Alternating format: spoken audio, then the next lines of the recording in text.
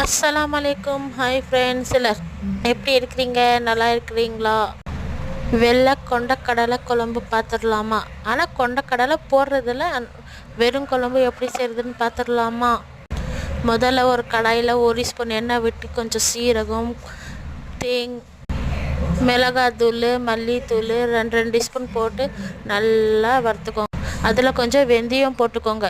வெந்தயம் போட்டதுக்கப்புறம் கொஞ்சம் பூண்டு, தக்காளி, வெங்காயம், அது நான் ஒரு பேஸ்ட்டு நல்லா அரைச்சி போட்டுக்கோங்க. அரைச்சதுக்கப்புறம் தக்காளி நான் 10 தக்காளி எடுத்துன்னுக்கிறேன். நல்லா புளிப்பாக இருக்கணுன்றதுக்காக 10 தக்காளி எடுத்துன்னுக்கிறேன். அது அரைச்சி போட்டுட்டு அதுக்கப்புறம் புளி ஒரு எலுமிச்சப்பழம் சைஸுக்கு போடுங்க.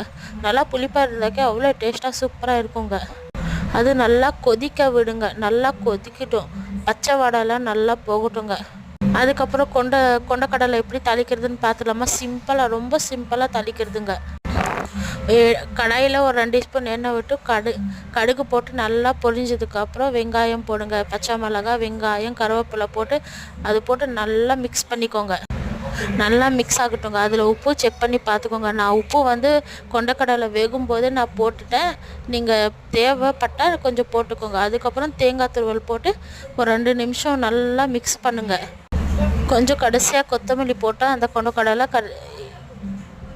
இறக்கி வச்சிருங்க. அதுக்கப்புறம் இந்த குழம்புல நான் ஒரு 4 முட்டை சேர்த்துன்னுக்கிறேன்.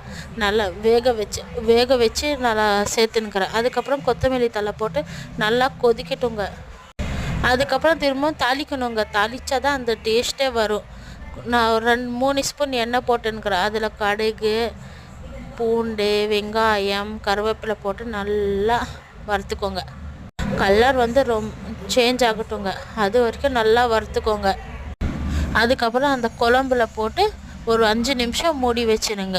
பிடிச்சிருந்தா லைக் பண்ணுங்கள், சப்ஸ்கிரைப் பண்ணுங்கள், கமெண்ட் பாக்ஸில் கமெண்ட் பண்ணுங்கள். அதுக்கப்புறம் நல்லா மூடி வச்சுருங்க. Bye friends.